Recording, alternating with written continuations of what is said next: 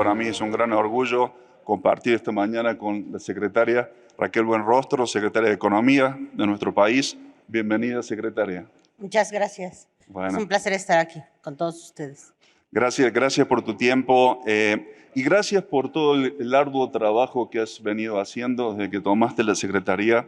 Realmente tu esfuerzo, tu visión y tu empuje para nosotros ha sido en el sector privado realmente un detonante enorme de movilidad, ¿sí? Así que muchísimas gracias por todo, ¿sí? Me están pasando el rating del panel anterior con los embajadores y dejaron la barra bastante alta, pero no tengo duda que la vamos a superar porque tenemos una gran ventaja, no somos ni tú ni yo políticos, ¿sí? Nos gustan los números y nos gusta la acción.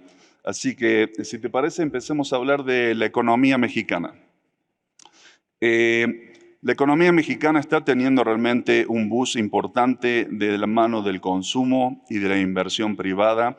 En el primer semestre de este año, la inversión extranjera superó los 29.000 millones de dólares. Realmente el Fondo Monetario Internacional acaba de proyectar el crecimiento para México en un 3.2% del PIB en México. Y sin embargo, está haciendo un ajuste para el año próximo a 2.1%. Estos son números muy buenos. El Instituto Mexicano de Ejecutivos de Finanzas, el IMEF, pronostica que en México, en el 2023, este año, generaremos más de 577,000 empleos formales, todos ellos, ¿sí? Y los resultados del primer trimestre del año realmente han roto todos los récords, ¿sí? Estos son, como decía recién, números muy buenos. Sin embargo, tenemos desafíos importantes hacia adelante, como la competencia entre la tecnología y el empleo, ¿sí? Un poquito de la desaceleración económica por temas inflacionarios y posiblemente un déficit fiscal en función del presupuesto que se aprobó este año. ¿Cómo ves tú, secretaria? ¿Cómo ves la economía de México hoy y cómo la estás viendo hacia adelante? Bueno, yo lo que veo efectivamente es un panorama muy bueno en este momento. De hecho, en otras partes del mundo se le conoce como el momento mexicano y es un momento importante, no solo porque los números macroeconómicos son bastante agradables, a mucha gente dicen sorprenderle. Yo creo que ha sido un trabajo conjunto entre lo que se ha hecho en esta administración con las características internacionales. ¿A qué me refiero? Por ejemplo, durante la pandemia, pues como saben, se aumentaron los ingresos, eso permitió mantener ciertos niveles de gasto, no endeudarse, cumplir con las metas de gasto y con el apoyo de los programas sociales se logró mantener un sólido consumo interno. Entonces, la economía no cayó tanto, nuestro rebote es más corto, pero también es más consolidado, ¿no? Porque hubo menos variación. A pesar de la pandemia, se disminuyó la desigualdad económica y además también salieron de pobres 5 millones de personas. Esto ayuda mucho porque no solo es un ambiente macroeconómico estable, sino también hay política social. Platicando con muchas empresas nos dicen que la productividad del mexicano es muy alta comparado con otros países. El mexicano es una persona comprometida, muy trabajadora y que compite a nivel global, entonces somos competitivos y parte de eso es que dicen que en México se respira esperanza, cosa que en otros países ahorita la situación está muy complicada y eso lo hace verse diferente. Y la otra, yo creo que hemos construido, mañana yo cumplo un año en la Secretaría de Economía y creo que hemos construido creo que hemos construido una muy buena relación, una buena sinergia entre el sector privado y el sector público. Entonces también eso da mucha confianza. Y lo que decíamos, y lo he comentado en algunos grupos, digo, las inversiones que se están discutiendo en este momento por los cambios geopolíticos, son inversiones que van a durar 50 años, 100 años. Entonces no podemos distraernos con bachecitos de 1 año, 2 años, con momentos temporales cuando estamos hablando de inversiones de largo plazo. Entonces, yo creo que con independencia de que, por ejemplo, se avecina un periodo electoral o bien ahorita dicen, bueno, vamos a empezar, el déficit para este año es un poquito más amplio, sí, pero hubo 5 años muy sólidos, tenemos finanzas sólidas y estables y además estamos teniendo crecimiento. La recesión, por ejemplo, también al principio se esperaba que la recesión en otros países afectara más a México y se vio que no está afectando, como lo comentaste, están corrigiendo los números y lo que nosotros estamos percibiendo es una gran confianza, un gran conocimiento, tasas de desempleo las más bajas en la historia. Pues yo creo que vamos muy bien. Y buenos salarios también, los más altos del empleo formal, son también los niveles, los salarios más altos. Entonces, nosotros creemos que hay muy buenas perspectivas.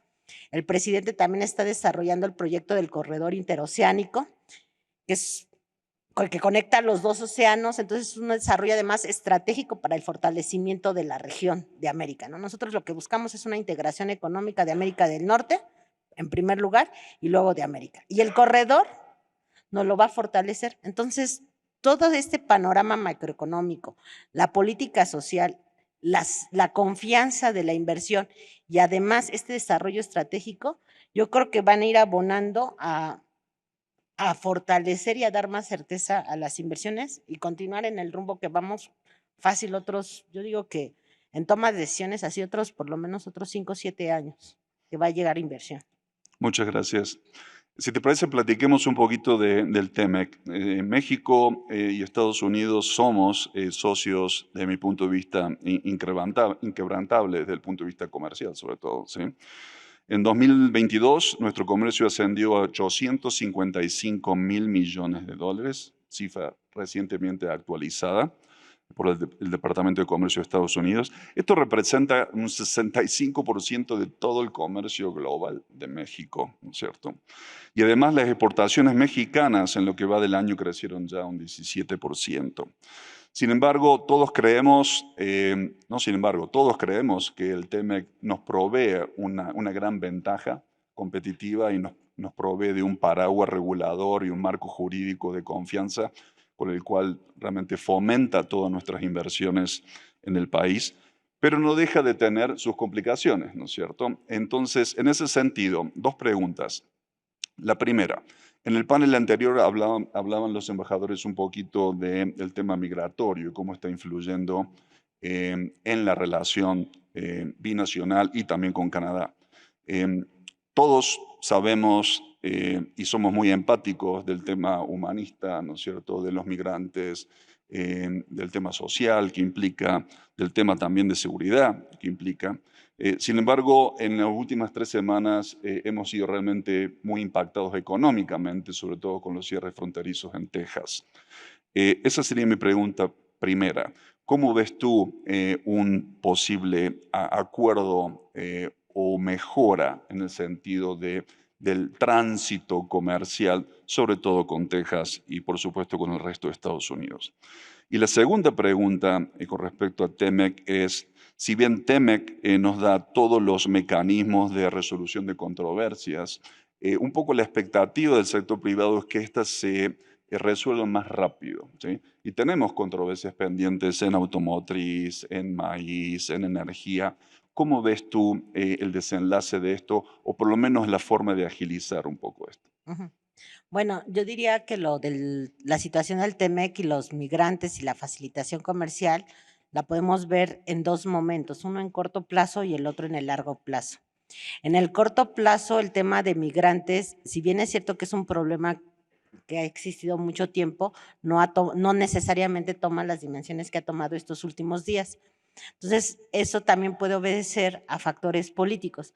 Pues yo decía aquí, cuando las empresas son globales y van a durar 100 años, hay que distinguir entre lo que es de corto plazo y lo que es de largo plazo.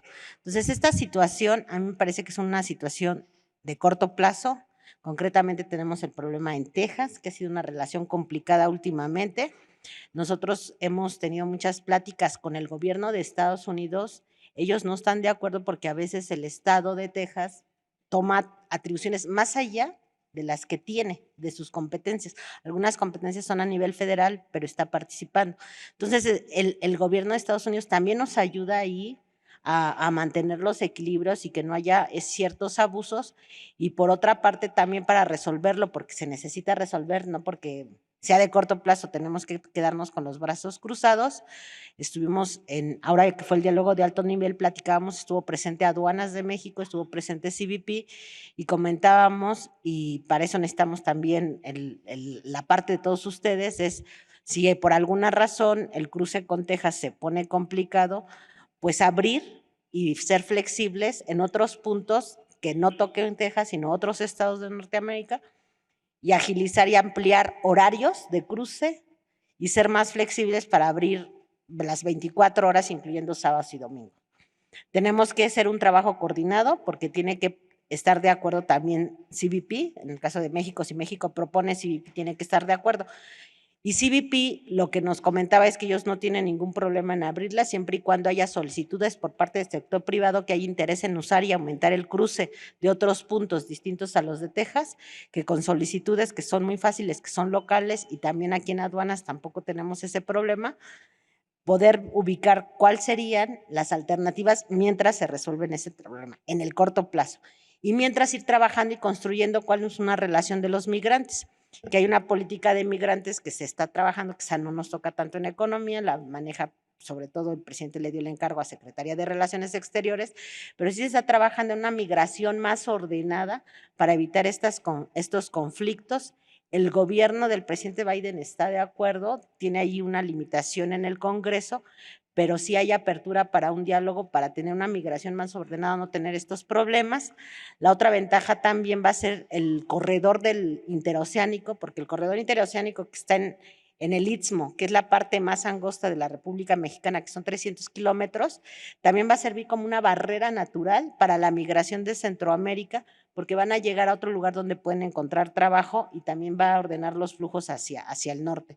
Entonces nosotros creemos que tenemos que resolver un problema de corto plazo, que es coyuntural, que si son momentos políticos electorales, hay que buscar las opciones. El gobierno de Estados Unidos está de acuerdo en tratar de resolverlos, de ayudar y empezar a trabajar una política de largo plazo.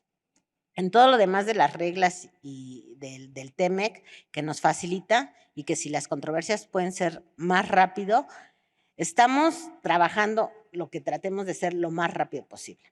La ventaja del acuerdo, y yo creo que eso es muy importante que todos tengamos claro, es que lo más importante, sobre todo para las inversiones y las inversiones de largo plazo, es que haya certeza jurídica.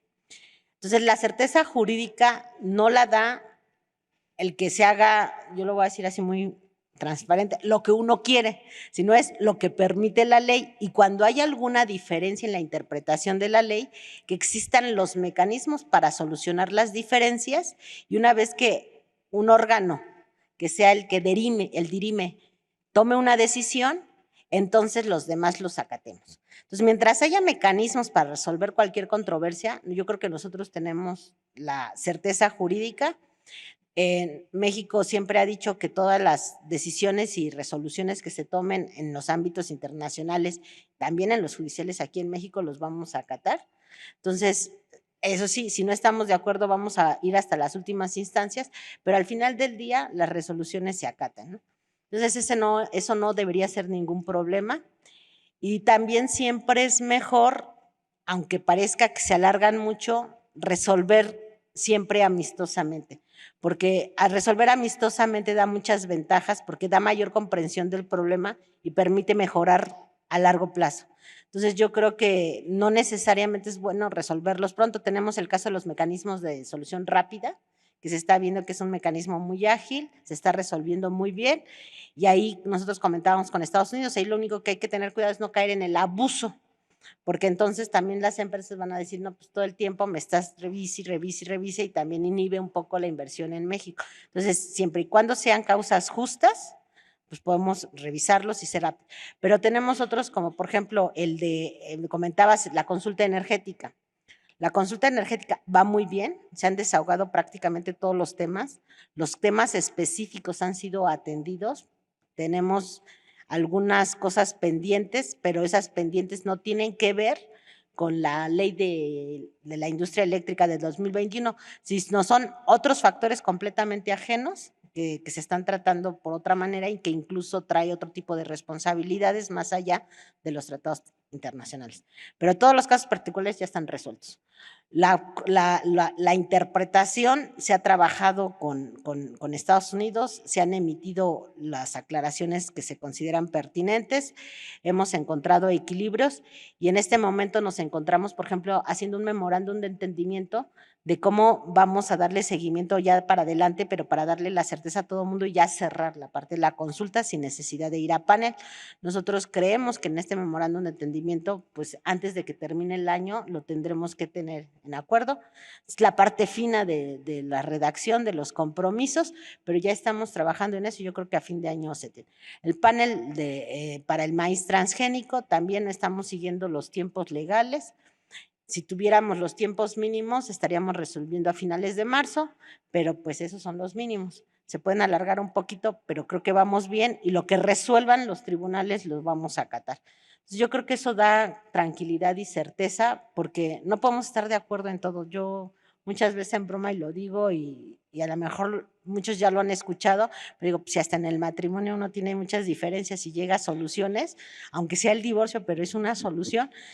Pues, ¿qué esperamos, Esperemos que en no. los negocios, verdad? O sea, siempre hay, con la naturaleza humana, viene intrínsecamente pues, una diferencia, porque todos somos diferentes. El chiste es resolverlo y resolverlo de la manera más amistosa posible y con ánimos de una construcción para ir mejorando la relación. Muchas gracias, Raquel, muchas gracias. Hablemos de nearshoring. Yo conozco a muy poca gente que haya hecho propio el concepto de nearshoring como tú y tu equipo realmente, ¿sí? Todos compartimos que México vive un momento único, ha sido la temática mucho del foro también, pero me gustaría plantearte un concepto interesante. El lunes tuvimos en la Cámara a un economista y pensador muy reconocido, Dani Rodrik, quien nos planteaba la necesidad o su visión de lo que él ve como una necesidad de que México tenga una política industrial innovadora, ¿sí?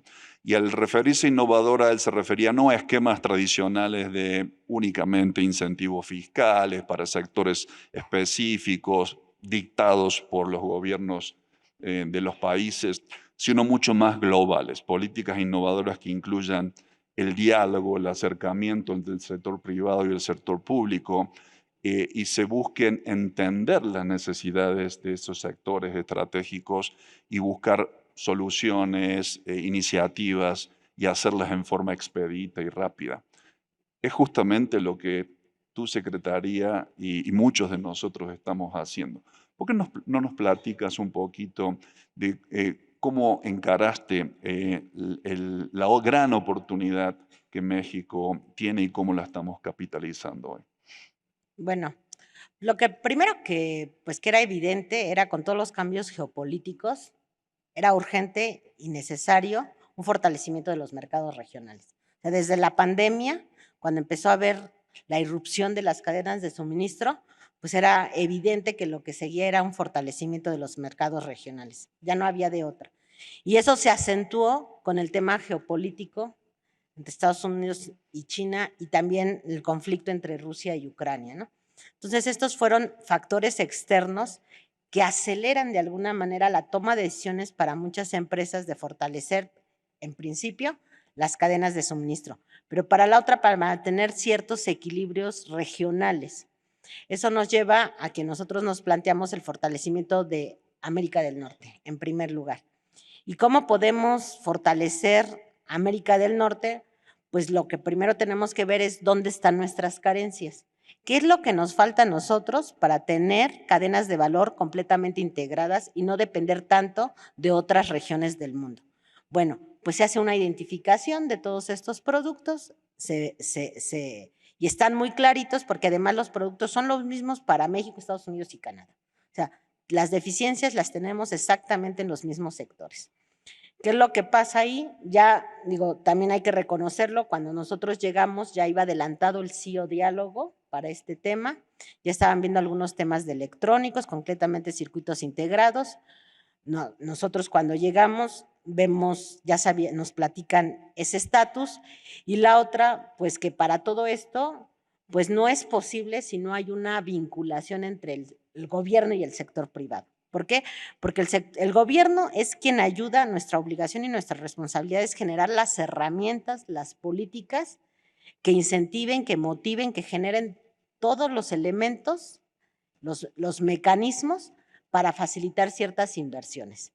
Y además, esos mecanismos tienen que ir focalizados porque tienen que ser las inversiones que nosotros querramos, como queremos, de cómo nos imaginamos que es nuestro país. Pero por otro lado, tenemos que platicar con el sector privado porque el sector privado es el que mueve los negocios. Entonces también tiene sus necesidades, sus particularidades y conoce a detalle cada negocio. Entonces lo primero que hicimos fue pues, sentarnos con todos. Tuvimos muchas reuniones con muchos de ustedes. Me acuerdo que hubo un periodo que teníamos 40 reuniones a la semana, 8 reuniones diarias. Entraba uno y salía otro, parecía cita médica. Y empezamos a ir a todos porque ya teníamos poco tiempo. Estaba la urgencia de la relocalización y estaba la presión de que mucha gente estaba volteando a ver otros países como Malasia, India, Vietnam, otros países, y nosotros queríamos atraer muy rápido hacia México. Entonces había que hablar con todo el mundo. Entonces estuvimos hablando con todo el mundo, platicando, viendo, identificando dónde puede ser México competitivo, y empezamos a generar las condiciones nosotros como gobierno, y la verdad es que tuvimos muy buena recepción por parte del sector privado. Yo agradezco pues, a Daniel, al Consejo Coordinador Empresarial, que por ahí anda Francisco Cervantes, la Cámara también, el presidente Zorrilla de la Cámara de Canadá. En general, las empresas globales, todo el mundo, la verdad, reaccionamos muy bien y pudimos identificar cuáles son los factores claves para desarrollar eso. Primero era identificar bien nuestras carencias y obviamente la que salta a la vista es la parte de eléctrica y electrónica. Luego la otra es, nosotros en México tenemos una industria automotriz muy desarrollada y también por las necesidades de la transición energética y cambio climático, sabemos que otro punto fuerte a tratar y a visualizar en el futuro es la electromovilidad. Ya tenemos electrónicos y una de esas ramas es la electromovilidad. La otra son los dispositivos médicos. Y así fue como empezamos a trabajar, dijimos, ¿qué necesitamos para desarrollar estas carencias que son las más grandes para esta región? Ustedes nos hicieron todos los énfasis, por ejemplo, necesitamos personal capacitado. México tiene edad promedio 29 años. Las carreras, lo que le llaman por las iniciales inglesas STEM, ciencias, ingeniería, tecnologías y matemáticas, la verdad es que son especialidades muy demandadas en México. El 44% de los estudiantes de media superior se dedican a eso. Eso nos da egresados de 170,000 estudiantes por año. En licenciatura son 120,000, el 27%. Nuestros ingenieros compiten a nivel internacional. Hoy nos han invitado en este año, en estos últimos periodos, a muchos eventos donde los chicos del CONALEP están ganando premios internacionales, por ejemplo, de Intel en inteligencia artificial a nivel global. O tenemos ya estudiantes de licenciatura que están ganando premios en Japón como los mejores ingenieros también en ciertas áreas tecnológicas. Están destacando mucho los ingenieros nacionales. La industria de semiconductores que existe en México, los CEOs son ingenieros mexicanos que nos han ayudado muchísimo, y esto empezó a motivar. Ustedes también como American Chambers participamos en un grupo, tenemos un grupo conjunto entre gobierno, sector privado, pero también la Secretaría de Educación Pública y ya se están incorporando también los centros de investigación para armar cambios de la currículum de los programas. También tenemos convenios con Estados Unidos, se están revisando todo para ver y empezar a formar nuestros jóvenes de las empresas que van a abrir o operar en los próximos 2 años o 3 años. Entonces, todo ese trabajo lo hemos hecho juntos. O sea, juntos nos han ayudado a desarrollar la currícula, tanto del sector privado como las universidades de Estados Unidos que ya tienen experiencia en desarrollar cierto tipo de profesionistas. La SEP nos está ayudando a cambiar muy rápido los programas. El día de hoy tenemos 17 institutos nacionales que ya ofrecen la carrera de semiconductores. Esas carreras están ubicadas muy cerca de las empresas que están haciendo crecer las inversiones en materia de semiconductores, ya están en las regiones correspondientes. También con el CONALEP ya tenemos muchos programas de inteligencia artificial, ciencias de datos, tecnologías. Entonces, vamos de la mano. Yo digo que soy muy pragmática, pero es un pragmatismo extraño porque son decisiones El trabajo lo pragmáticas de hacemos largo nosotros, plazo. ¿Eh? porque el trabajo lo hacemos nosotros, ese Sí, es el yo problema. pongo a trabajar a todo el mundo. Ustedes también nos ponen a trabajar a nosotros. Y la otra son los incentivos que tú dices. México por muchos años fue un país de mucha maquila. Nosotros no queremos, como gobierno, que seguir siendo un país de maquila. Queremos que haya transferencia de tecnología, que los trabajos sean mejor pagados y más especializados, otro tipo de nivel académico y otro tipo de esfuerzo, otro tipo de trabajos. Mucha gente dice que se debe al TEMEC, pero no, son otros tipos de instrumentos, ustedes los conocen, son los IMEX, son los PROSEX, son otro tipo. Ahí ya tenemos un grupo de trabajo en economía, que queremos que nos dejen todavía estudiar un poco más y que seguramente luego vamos a abrir a discutir con el sector privado, que queremos precisamente lo que tú dices, queremos dar esos instrumentos de política industrial que motiven perfectamente ciertos sectores. Y uno de los sectores con los que nos vamos a arrancar va a ser con el semiconductores, porque otra buena noticia que fue es del resultado del diálogo de alto nivel y del trabajo que hemos hecho con muchas empresas globales en materia de semiconductores, es que ya Estados Unidos como gobierno dice que él va a apoyar que después de Estados Unidos la industria de semiconductores crezca en México, que ellos ya decidieron que sea México, después de Estados Unidos, quien más se desarrolle. Ya identificamos cuál es la parte de la cadena de valor que puede desarrollar en México para complementarnos, integrarnos con Estados Unidos. Ya vamos de la mano con varias empresas globales y pues eso son muy buenas noticias porque ya tenemos el talento humano, la voluntad también de Estados Unidos, que también va a trabajar paquetes de incentivos y que vamos a platicar en lo que resta del año cuáles son esos incentivos que vamos a poner nosotros y ellos para desarrollar esa industria aquí en México. Muchas gracias, Raquel. Ya nos pusieron este reloj horrible rojo Perdón. aquí. Pero no quiero que nos vayamos sin atacar justamente lo que tú dices, porque después de este estudio de sectores nos enfocamos mucho en lo que hemos denominado los habilitadores, ¿no es cierto? Ujú. ¿Qué nos hace falta para concretar la atracción y la concreción de todas estas inversiones? Algunas nuevas, muchas nuevas y otras que ya se estaban haciendo. Sería injusto no mencionar mucho de los logros que hemos tenido en habilitadores. Mencionabas recién el tema del trabajo con el sector educación, sobre todo con la industria automotriz, lo que hemos venido haciendo. Todos los temas de normatividad con COFEPRIS, por ejemplo, para toda la importación y regulación de la industria médica. El proyecto de corredores seguros que estamos implementando, estamos estudiando para poder implementar, espero, a corto plazo. Todo el tema de ventanilla única que tú has gestionado, muy importante. Pero en el tema de infraestructura, sobre todo, quisiera que nos tomemos el tiempo que nos queda para que nos expliques, sobre todo, dos proyectos emblemáticos, diría yo, de infraestructura. Se mencionaba en el panel anterior el Istmo y el Sur-Sureste. Mi pregunta es, ¿cómo vamos con los polos de desarrollo en ese sentido? Y el otro que va muy ligado a lo que mencionaba recién de industria de semiconductores es el Plan Sonora Arizona. Ujú. Bueno, con relación al sur-sureste, como ustedes saben, están en licitación 5 polos. En próximos días vamos a sacar a licitar. Estamos viendo si son 2 y 2 o de una vez los 4 juntos, y ya para tener un total de 9 en licitación.